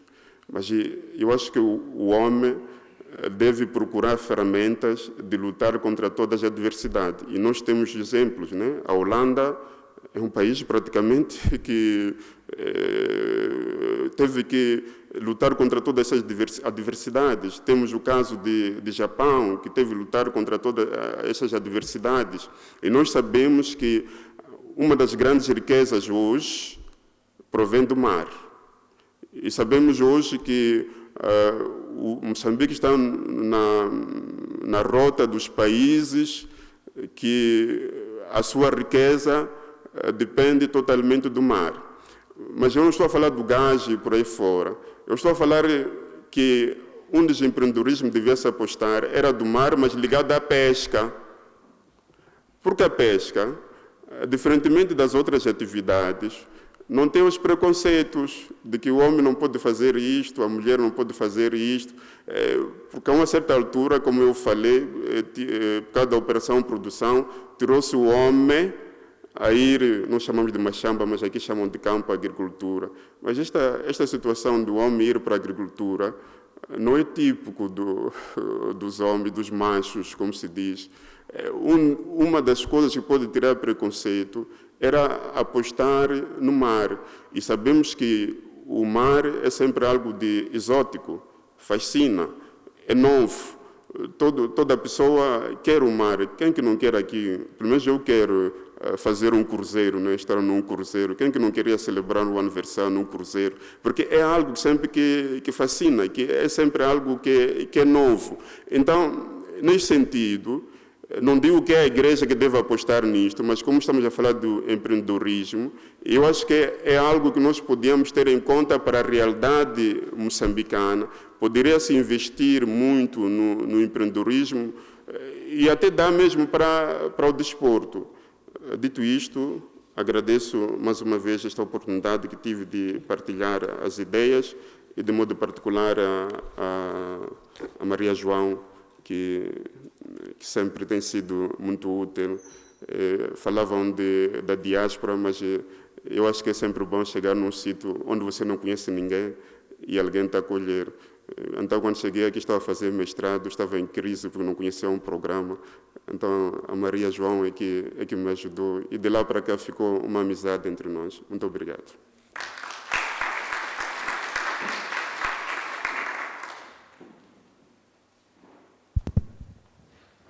Obrigada, Armindo, por nos teres feito aqui uma apresentação que falou um pouco da história, de filosofia, da realidade de Moçambique, portanto, muito completo na sua abordagem, e também nos questionou um pouco sobre o que é que pode ser o empreendedorismo social, que também pode ser uma questão que eu lanço aqui para a audiência, nem sempre um termo consensual ou ainda em construção, não é? Então, penso que poderíamos também pegar nessa deixa. Também queria sublinhar que falámos aqui da Igreja Católica, falámos aqui de instituições do Estado, falámos aqui de associações, organizações não governamentais, falámos de empresas. Dentro do Estado também tivemos aqui uma grande variedade de instituições, desde as autarquias até ao Alto Comissariado das Migrações, ao IFP. Portanto, temos realmente aqui uma constelação de de instituições que, no fundo, compõem o nosso tecido social aqui e noutros países. E, portanto, este é um tema que realmente nos obriga a pensar a sociedade enquanto tal, como é que nos organizamos para receber pessoas que migram para Portugal.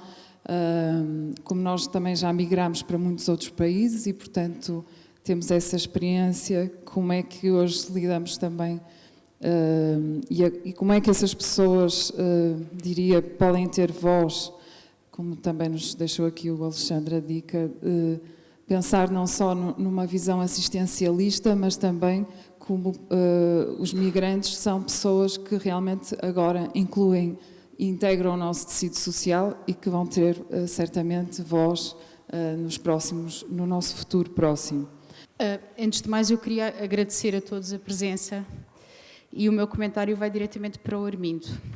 O Armindo ficou surpreendido pela seleção do seu paper para falar aqui na nossa conferência. A seleção do seu paper foi feita por mim e eu não escolhi o paper porque sou sua amiga. A nossa amizade já dura há quase 3 anos, mas não foi porque sou sua amiga, foi porque acredito em si. O Armindo referenciou isto, eu vou só repetir para vos situar. O Armindo é padre, mas também é investigador. E nesta casa há espaço para todos os investigadores. Toda a gente tem uma palavra a dizer. É um dos apanágios desta casa, é que exista espaço para toda a gente. Por isso o seu paper foi escolhido e bem escolhido, até porque fui escolher, por isso não vou desonrar a minha decisão. Mas havia espaço, e muito bem, para o seu paper ser acolhido.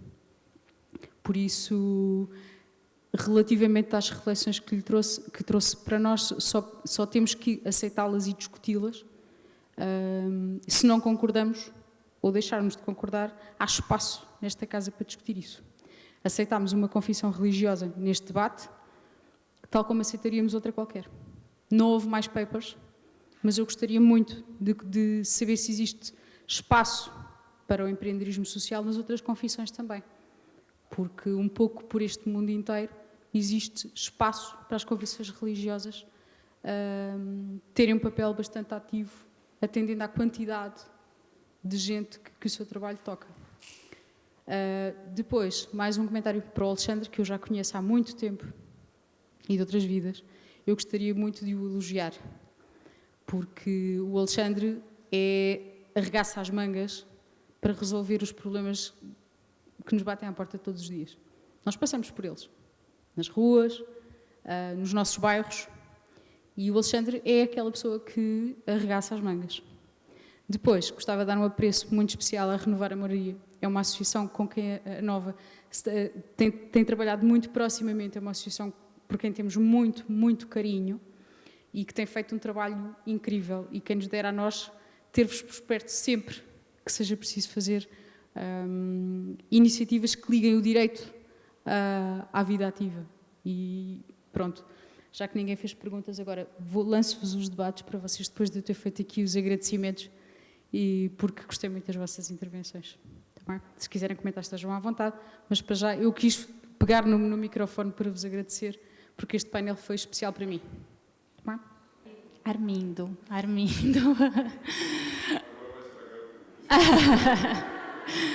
Não, Armindo, é o seguinte, é que me surgiu uma dúvida. Você disse que, pegando numa frase sua, que em Moçambique tem 2 coisas que tem bastante, que é a Coca-Cola e a Igreja Católica, não é?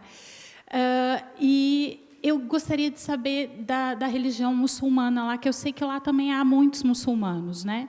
Eu estou fazendo, principalmente, que vieram da antiga Goa, né? E foram para Moçambique. Eu estou fazendo ajudando uma colega minha num projeto agora, e ela está estudando justamente isso, os imigrantes que, quando Goa voltou para a Índia, né? Deixou de ser colônia portuguesa, muitos goeses foram para Moçambique, e depois, quando Moçambique teve independência, vieram para Portugal. E praticamente todos esses goeses eram muçulmanos. E eu acho que deve ter, pelo que eu imagino, deve ter uma comunidade grande de muçulmanos lá. Então, eu queria saber como que é isso, já que a Igreja Católica é tão preponderante como você disse. Eu não tinha essa ideia de que havia essa dominação da Igreja Católica em Moçambique. É só isso. Obrigada. Achei ótimas as colocações, bem variadas, enfim, acho que eu vou fazer uma para cada. Sobre renovar a moraria, eu fiquei curiosa para saber como é que eram os critérios de seleção dos voluntários e depois desses voluntários, como funciona, né? E o que eles fazem com isso depois da experiência, qual o efeito que tem sobre eles. Que eu achei bem interessante, eu morei aqui na Graça, então eu passava por ali, eu ia acompanhando um pouco as coisas, enfim. Para o senhor Armindo, no Timor-Leste, a Igreja Católica é fundamental. Foi fundamental principalmente no período da resistência, no período da Indonésia, e também, né, e aí sim, o que foi meu objeto de pesquisa, né, tem sido meu objeto de pesquisa, inclusive também a partir da frequência, as missas católicas, que também começa a haver algum tipo, onde tem primeiro um acolhimento dos alunos timorenses, em Portugal e no Brasil, né, com algumas cerimônias, e Dom Ximenes Belo ocupa uma posição central aqui, inclusive, para os timorenses. Então, eu queria que falasse um pouco mais assim desse outro, do lado do acolhimento de pessoas pela Igreja Católica e como é que isso funciona também em Moçambique. Só para um comentário, porque no Timor-Leste é fundamental. E em relação à questão da integração, né, isso, né, as pessoas chegam, elas precisam ter o que comer, onde trabalhar, né, é muito concreto isso, não tem discussão acadêmica, é muito concreto, muito real. Mas eu fiquei muito curiosa para saber, depois que eles, por exemplo, conseguem algum trabalho, que eles já estão integrados, tem algum acompanhamento, por exemplo, em termos de direito trabalhista, de trabalho escravo, alguma coisa assim? Fiquei curiosa também em relação a isso. Obrigada e parabenizo a todos. Posso me atrever a fazer uma? Desculpa, já agora. Seria para a Almudena e para Alexandre. Primeiro, gostaria de agradecer o painel, a todas as intervenções, especificamente a Almudena e a Alexandre, cujos trabalhos acompanho, por isso, muitos parabéns, muito sinceramente. E a pergunta seria exatamente para os dois, no sentido... É uma dúvida que sempre vem à minha cabeça quando acompanho o trabalho das associações, que, por um lado, eu acho que são necessárias para fazer, dar uma resposta que falta, uma resposta urgente, e fico sempre extremamente feliz quando vejo os exemplos que vocês trazem, ou que vejo através das redes sociais e do contato próximo que temos. Mas, por outro lado, eu admito que fico sempre em luta pessoal, se no momento em que temos a sociedade civil a fazer ações que seriam da obrigatoriedade do Estado, se o próprio Estado não acaba por afastar-se e deixar com que a sociedade civil substitua numa função essencial. Por isso, é mais uma provocação também, porque, pronto, última pergunta, último dia, última hora, e por isso agradeceria de ouvir a vossa opinião. Obrigada. Parabéns a todos pela mesa. Só gostei muito de todas as comunicações, mas muito interessante essa do Armindo.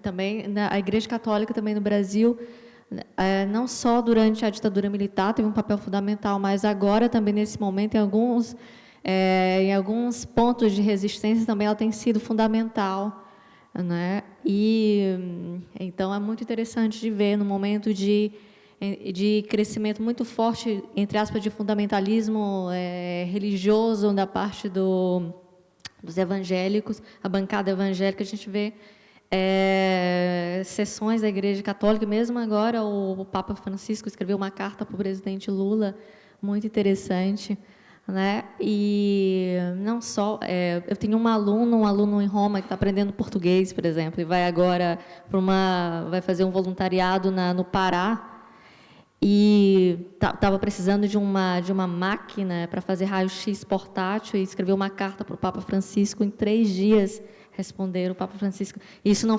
vai para a mídia, não é uma coisa para fazer publicidade da Igreja Católica. Ele disse, professora Marcela, o secretário respondeu em 3 dias e está dando para a gente uma máquina de 20 mil euros para a gente levar e vamos deixar lá, não é?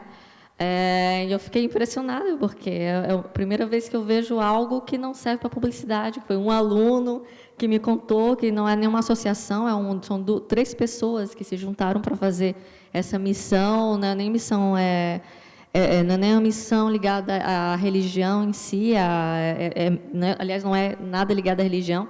São mesmo eles, um médico e um dentista, que vão eles, com recursos dele, fazer. Então, é fundamental saber também o papel da Igreja Católica em outros ambientes também. Então, muito obrigada.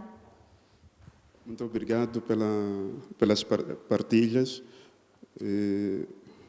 Falou a colega Juliana, da religião muçulmana. Não sei se é verdade que todos os goeses eram muçulmanos.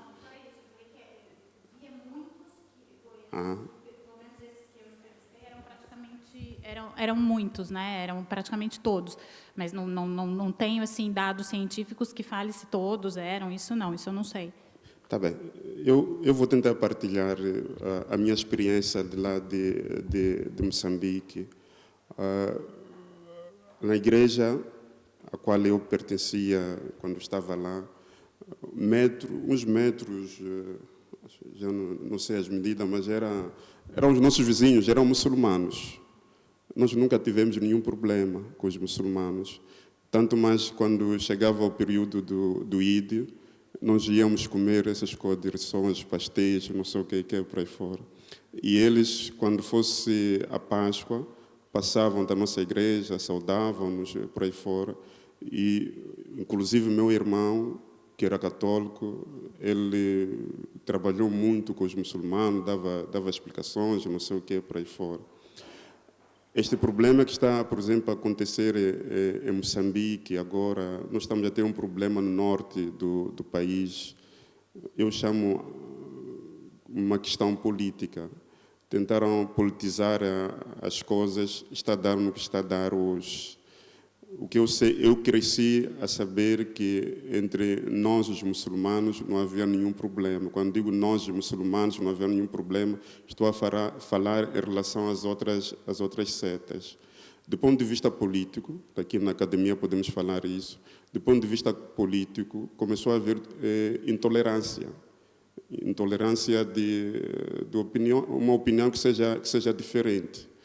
E este conceito começou a ser transferido também, ou eu digo, começaram a impor nas religiões e criaram esta confusão nas pessoas. E está a dar no que está a dar hoje. Segundo elemento, apesar de existir a igreja muçulmana, hoje dizem as estatísticas, parece que está um número maior em relação aos católicos, mas até hoje, que me desmitam, estou a ver colegas angolanos, até hoje, pertencer à Igreja Católica é prestígio.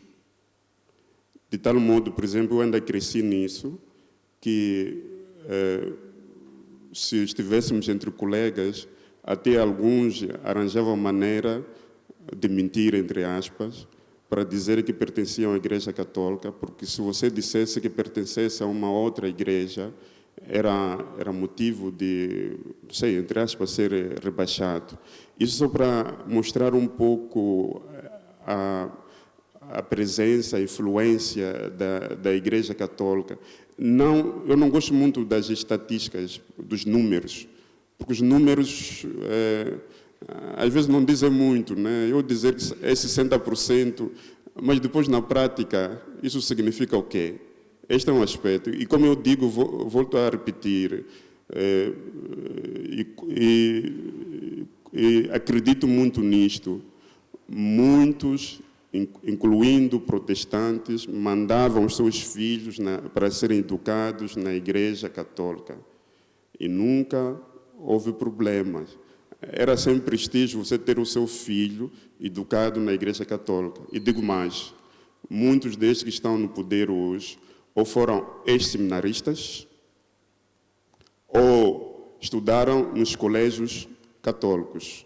Com a Revolução, eu disse que em 75, quando nós aderimos à independência, entrou toda esta doutrina do socialismo, e sabe que a primeira coisa da doutrina socialismo era afastar-se da igreja, mas depois, tempos depois, deram-se conta da importância do papel da Igreja Católica. E isso fica, posso dizer em off, né? Mas é público, né? Eu, antes de sair, eu me recordo que trabalhava um pouco na assessoria do bispo, recordo-me que até o governo recorreu para pedir às congregações, os padres, não sei, por aí fora, para que pudesse exercer o mesmo papel como exerciam antes nas escolas, por causa do seu poder moral, ético, por aí fora. Penso que por aí já nos entendemos.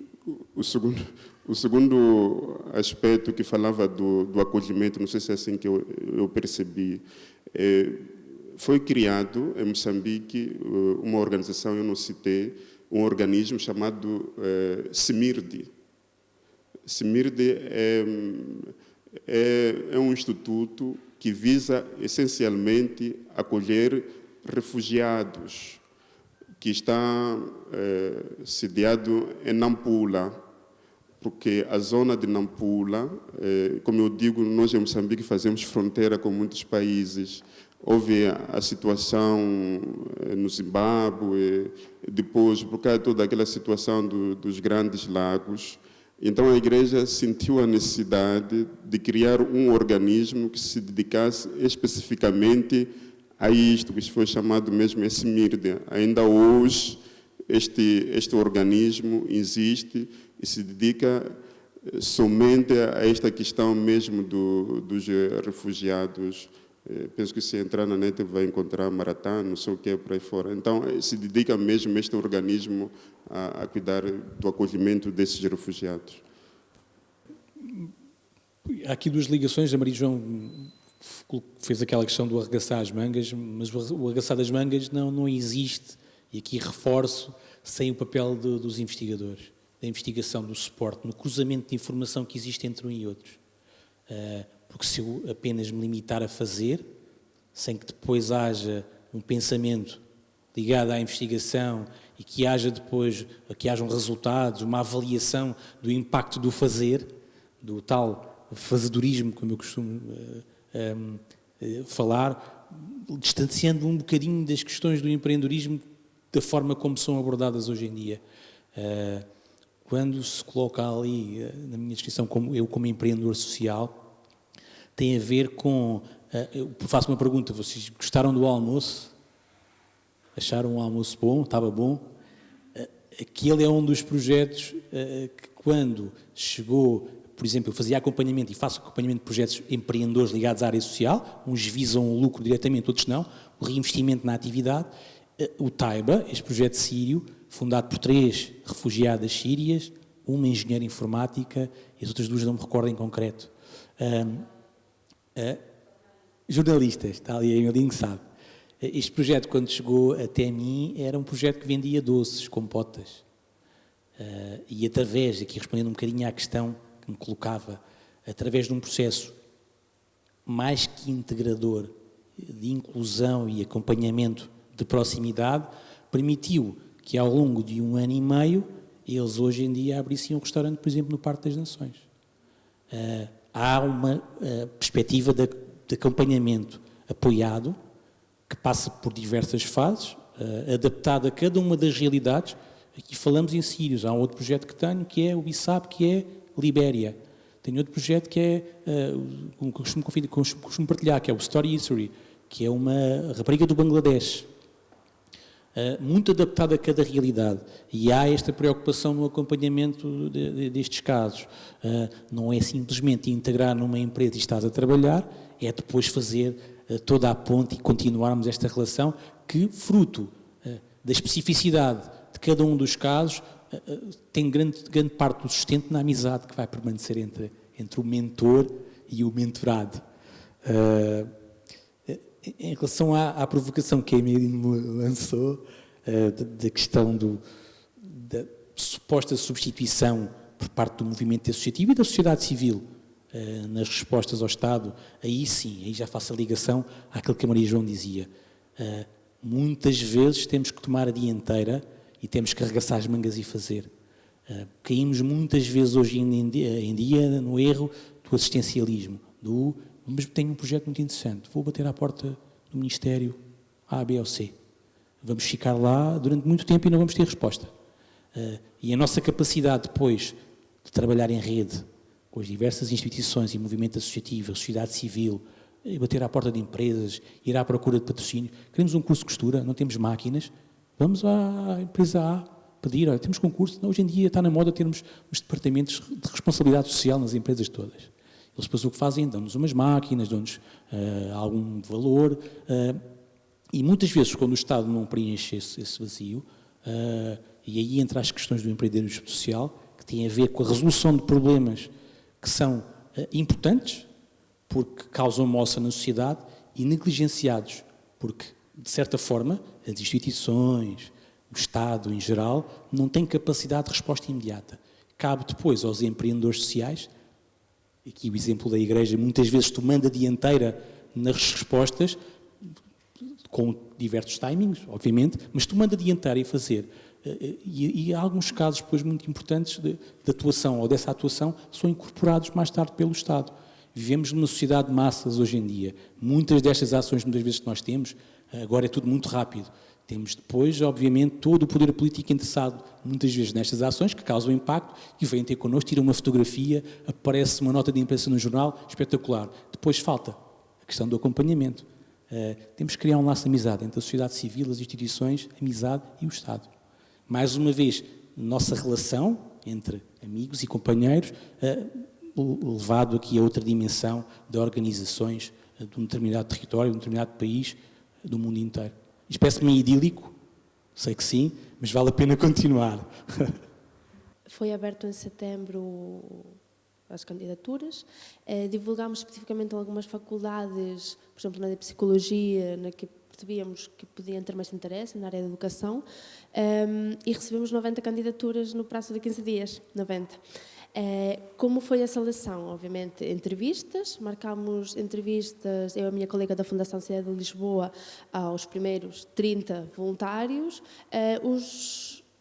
Basicamente, quais são os fatores importantes para um voluntário entrar no projeto? Primeiro, ter disponibilidade, ter um compromisso ou querer assumir um compromisso de um ano, no mínimo, e depois ter interesse por estas áreas de educação não formal, ter abertura para experimentar coisas novas e querer aprender. E gosto por crianças, obviamente. E é um processo que não é assim tão objetivo, mas através de uma entrevista, entre meia hora e uma hora, cada um dos voluntários, nós fizemos uma pré-seleção e começamos a formação. A formação iniciou em outubro e terminou, foi uma formação durante todo o ano letivo e terminou só em abril. Foram vários módulos. Com os voluntários que, entretanto, por motivos laborais, como eu já disse, tiveram de desistir, que foram estes 5 durante o ano letivo, nós tínhamos já voluntários que tínhamos feito a entrevista, mas como não conseguimos acolher a todos, que, entretanto, fomos chamando, explicando a situação do projeto e eles aderiram. Enquanto à questão da Emily, dizer que é uma questão que nós, que trabalhamos nas organizações da sociedade civil, permanentemente temos, não é? E realmente, como disse o meu colega, nós conseguimos dar uma resposta mais rápida, porque estamos em contacto direto, estamos no terreno, conseguimos perceber quais as necessidades urgentes e colmatá-las, ou tentar arranjar recursos entre nós para colmatá-las, e é um facto que estamos a substituir muitas vezes o papel do Estado. Qual é a nossa posição enquanto a isto? Sim, estamos a fazer este projeto, um projeto piloto. O objetivo a meio e longo prazo é que o Estado comece a adaptar estas questões nas suas intervenções, ou financiar mesmo as organizações da sociedade civil para conseguir colmatar estas necessidades que estão na população, ou mesmo assumir estas metodologias, como pode ser as tutorias na escola para alunos migrantes, como pode ser qualquer outra. E então, esta questão continuamos a trabalhar sobre isso, mas, por exemplo, no nosso caso, estamos a pensar, daqui a um ano, começar a trabalhar com o Ministério da Educação para realmente adaptar este projeto a nível, pelo menos, de Lisboa, e se não para todo o Portugal, porque é um projeto que está a ter resultados, e enquanto os resultados que estava a falar das crianças e dos voluntários, ontem foi o último dia, ficaram todos muito tristes, porque se cria realmente uma relação de confiança entre eles, todas as semanas estão lá.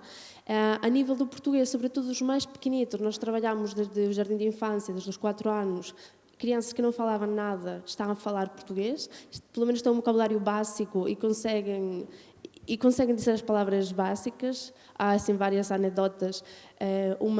Uma criança de 4 anos da Filipinas, ela só falava inglês. E chegou, e o nome da sua tutora é Catarina, é um nome complicado de dizer. O terceiro dia de tutorias, ela chegou, a tutora, a buscar à sala de aulas, e ela disse: Catarina, Catarina, conseguia pronunciar o seu nome. E este foi só o início, e agora já falam, não fluentemente, obviamente, mas depois de um ano já conseguem falar muito melhor português. Crianças que já falavam no nível A2 começaram a ter um B1. E então, realmente, ainda estamos na avaliação do projeto, mas os testemunhos todos que temos são todos muito positivos, tanto dos voluntários, como das professoras, como dos alunos. Só para dar um exemplo em relação a isto, que eu não sei se vocês participaram naquele projeto da Unidade de Saúde Familiar com os folhetos, não chegaram a participar. Só para dar o exemplo da transposição, por exemplo, de um projeto para a realidade. O Gabi de Almirante Reis, que é o Gabinete de Apoio à Intervenção em Bairros Prioritários, que tem ali um eixo de Almirante Reis, como há aquilo que eu vos falei das 98 nacionalidades, houve a necessidade da criação de um folheto muito simples que fosse entregue na Unidade de Saúde Familiar, no dito posto de saúde ou no centro médico, que permitisse ser um suporte aos enfermeiros, aos médicos, porque estamos a lidar com realidades completamente diferentes. Uma mulher muçulmana ser atendida por um médico homem, sem um marido ao lado, questões de sexualidade, planeamento familiar, a serem tratadas com determinadas pessoas ou religiões ou culturas. Houve a necessidade da criação de conteúdos por parte de associações, por parte da Junta de Freguesia, que deu ali algum apoio também, da Câmara Municipal de Lisboa, que chegou ao Ministério, à Direção-Geral de Saúde e depois ao Ministério da Educação. Neste momento o que eles querem fazer é agarrar nesta metodologia e ampliá-la ou replicá-la pelo país inteiro. Havia uma necessidade imediata, suprimida pelas pessoas que estão no território, que depois foi adotada como política, ou irá ser adotada como política pública. A nossa esperança é sempre essa. É que o trabalho que estamos a fazer, o ser pioneiros, depois se reflita numa política pública e que nós possamos deixar esse projeto e dedicar-nos a outras necessidades que também estão no território. Desculpe só interromper rapidamente. A Joana Deus, que também é da Associação Renovar a Moraria, gostaria também apenas de complementar rapidamente a resposta. Desculpe. Muito boa tarde. Só respondendo à provocação da Emily, sendo também aqui registro de provocação, que não é uma provocação. Eu acho, sem dúvida, as entidades, as organizações da sociedade civil têm que fazer o seu trabalho, efetivamente, senão os beneficiários, estas populações, ficam sem resposta efetiva. No entanto, eu não me revejo com a atitude de vamos ter que continuar a fazer sem exigir responsabilidades. Ou seja, neste sentido, a Renovar a Moraria tem-se posicionado e ainda agora temos um manifesto que fizemos em conjunto com outras entidades parceiras exatamente por estes motivos, porque efetivamente é delegada a responsabilidade às organizações da sociedade civil para assumirem funções que efetivamente o Estado deveria assumir e que não assume, delegando essa responsabilidade para entidades que não têm condições mínimas para executar o seu trabalho, porque não temos. Estamos a falar em fundos comunitários que chegam a Portugal e com uma péssima, miserável gestão por parte tanto da entidade gestora como responsável, por exemplo, do FAMI, o Fundo para o Asilo, a Migração e a Integração, que é gerido pelo Ministério da Administração Interna e também pelo Alto Comissariado para as Migrações, que tem feito, infelizmente, um trabalho vergonhoso. E nós, entidades da sociedade civil, que temos que trabalhar com este fundo diariamente para conseguir dar resposta aos nossos beneficiários, não o fazemos em condições mínimas. Ou seja, nós não podemos apenas fazer o nosso trabalho. Nós temos um outro trabalho, que é fazer uma pressão bastante efetiva junto destas entidades para que elas, pelo menos, façam a parte parte da parte que lhes cabe e que não fazem toda, porque nós acreditamos também, como entidades da sociedade civil que trabalham com grupos, por exemplo, de migrantes, populações migrantes, que o ACM está muito aquém do trabalho que deve desenvolver junto das entidades. Nós devemos ser efetivamente parceiros e não sentimos de todo que o somos, porque não somos chamados a reflexões, a discussões, e sentimos que esta entidade, o ACM, está bastante distante das organizações da sociedade civil que trabalham diariamente no terreno e com estas populações. E está mais distante ainda das reais necessidades que estas populações têm. Felizmente ou infelizmente, nós recebemos muitos prémios, não é? O ACM tem sempre muitos prémios a receber, o que às vezes acaba por, não sei, fazer com que o cenário possa parecer um bocadinho mais simpático e cor-de-rosa do que ele é, porque efetivamente as entidades que trabalham no terreno não sentem isto desta forma, tanto que o manifesto, no espaço de uma semana, teve 200 assinaturas de diversas entidades a nível de Portugal continental, Açores e Madeira, e fomos contactados por diversas associações que se sentem um bocadinho isoladas nestes processos e que percebemos então que todos temos o mesmo problema. E, portanto, neste sentido, era só reforçar e dar aqui este enlace que, para além do trabalho que desenvolvemos, efetivamente não o vamos deixar fazer de um dia para o outro, a responsabilidade sim deveria ser do Estado e, na ausência da mesma, é a nossa obrigação não ignorar que isto não está a acontecer e chamar o Estado à responsabilidade, porque ele não se pode todo deixar de responsabilizar por estas questões e, delegando a alguém, mesmo assim, tem que estar a par e tem que fazer parte dos processos, o que não está a acontecer neste momento. Obrigada. Obrigada, Joana. Não sei se mais alguém tem alguma pergunta ou questão. Se ninguém tiver, eu tinha só uma pergunta também em relação com o que foi agora falado para a Almudena, que é sobre o vosso projeto com as escolas. Se de facto, como é que ele funciona nas escolas no sentido de vocês, ao estarem a trazer estas práticas de integração de estudantes de outras origens, como é que, em termos dos professores e da própria organização das escolas, a vossa atividade tem influenciado, e neste sentido de existir uma sustentabilidade e replicação de boas práticas, vocês sentem que há um impacto, que há uma sustentabilidade dos vossos projetos? Era essa a minha questão. E então, a nível da escola, este projeto para já está só na Escola Básica de Santa Clara. Ao início, realmente fomos muito bem acolhidos porque era uma necessidade, as crianças só tinham 2 horas de português de língua não materna durante a semana e é muito pouco para crianças que não falam mesmo português. Como é que articulamos com a escola? A coordenação da escola sempre é uma ligação importante. Os professores, como já disse, houve alguns desafios, porque até não conhecerem o projeto, alguns deles não ficaram convencidos de que iria funcionar alguma coisa, de que iria fazer alguma coisa.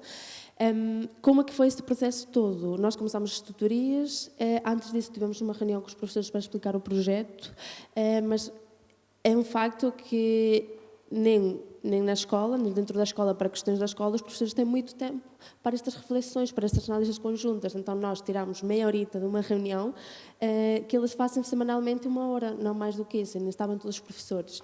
Então, eu estou aqui estava a falar a nível de desafios. A escola muitas vezes não tem as condições para acolher estes projetos, porque obviamente tem falta de recursos humanos, porque ainda não estavam todos os professores lá, há diferentes questões.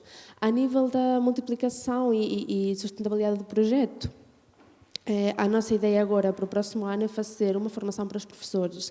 A ideia é que as escolas se tornem mais autónomas para nós conseguir não estar lá no terreno sempre e os professores ser os próprios gestores da equipa de voluntários. A escola nunca vai conseguir angariar voluntários, é mesmo impossível ficar uma pessoa responsável por isso, não tem mesmo tempo, mas pelo menos para gerir os voluntários que trabalham com os seus alunos e para fazer este acompanhamento. E nós fazemos um acompanhamento muito mais trimestral, não diário, não semanal.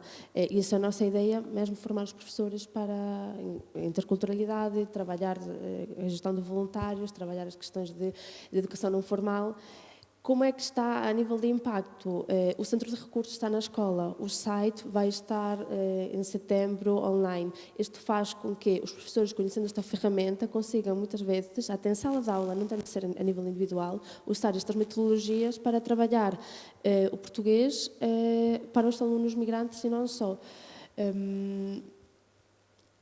Basicamente é isso, sim. Obrigada pela explicação. E como também estamos mesmo dentro da hora prevista, se não houver mais comentários, dava por encerrada o nosso painel e agradeço imenso aos meus colegas do painel, de quem gostei muito de ouvir, e também a vocês. Boa tarde.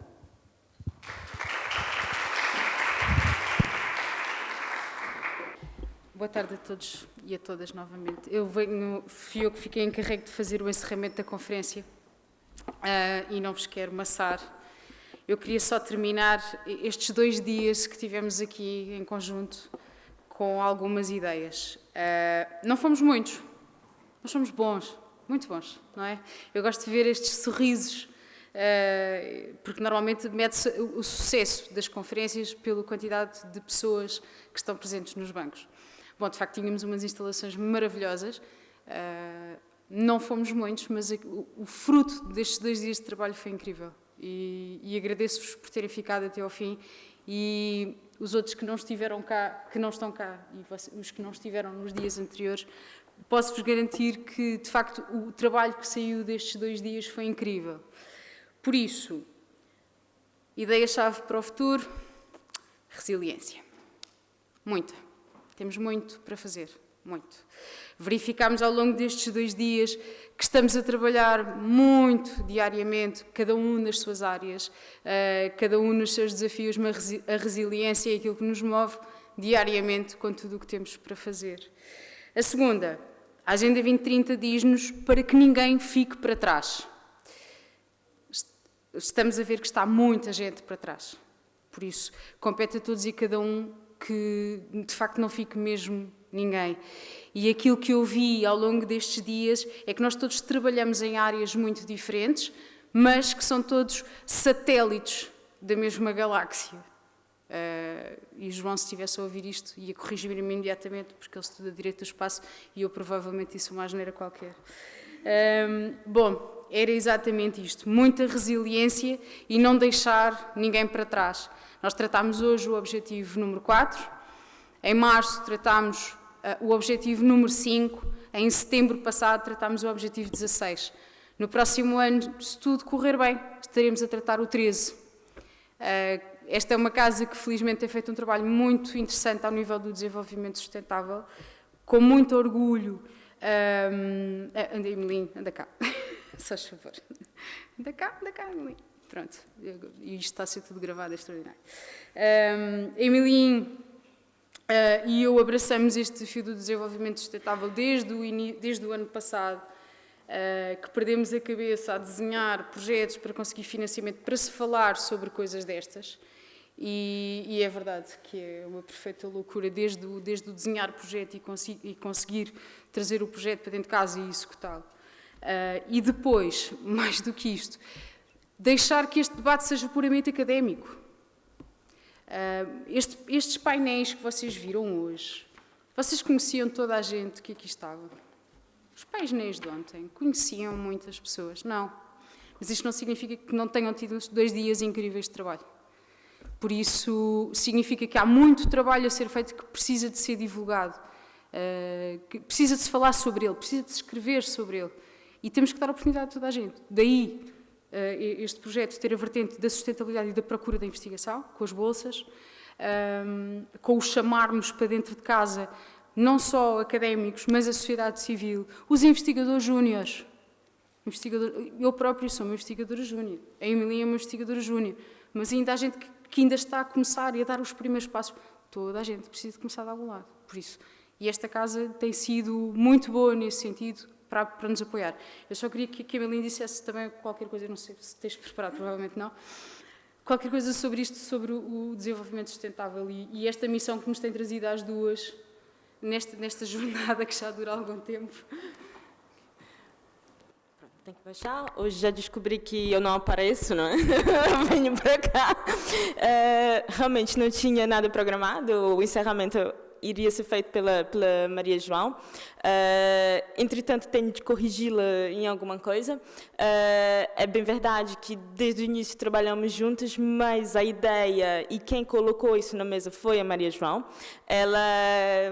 Ela tem sido, desculpa, eu me emociono, porque ela é, para mim, um grande exemplo de perseverança. Foi aquela pessoa que deu a força inicial para que todos os investigadores do nosso centro de investigação realmente acreditassem que, sendo investigadores júniores, nós poderíamos criar grandes projetos, e o projeto relativamente aos Objetivos de Desenvolvimento Sustentável foram nesse sentido. Conseguimos, inicialmente, através de uma ideia colocada na mesa pela Maria João, relacionar todas as investigações que estavam a ser desenvolvidas no Centro de Investigação, o CEDIS, com os Objetivos de Desenvolvimento Sustentável. E, por muita surpresa nossa, porque, como disse, foi uma ideia desta maravilhosa mulher, percebemos que todas as nossas investigações tinham, sim, uma relação com os Objetivos de Desenvolvimento Sustentável. E, analisando as metas de cada objetivo, conseguimos verificar que existiam muitas áreas que estavam além das nossas próprias capacidades como investigadores, porque quando fazemos uma investigação acabamos por nos especializar numa temática específica, e foi a partir daí que pensamos na possibilidade de fazer conferências e chamar pessoas de outras áreas e que estejam a estudar outras matérias, exatamente para fazer essa complementaridade ao que já estava sendo feito diretamente pelo centro. Por isso, espero que tenham gostado, espero que esta seja também uma iniciativa que vocês possam reproduzir nas próprias universidades, nos próprios centros, porque acho que é sempre bem-vindo fazer trabalhos em parceria e em multidisciplinariedade. Mais uma vez, e aproveito também o fato de ter o microfone, desculpem, está gravado, meu Deus. Muitíssimo obrigada, Maria João, sinceramente, por ter sido essa força e por esse projeto. Como ela bem disse, no próximo ano, tudo corra bem, estaremos com uma conferência sobre alterações climáticas, que foi também numa fase de candidatura com o Instituto Camões, que tivemos financiamento, logramos êxito na candidatura e vamos ter mais uma conferência financiada para continuar a tratar desse tema que é importante e que só se conseguem atingir as metas e os objetivos assim, de forma conjunta e de uma forma multidisciplinar. Muito obrigada.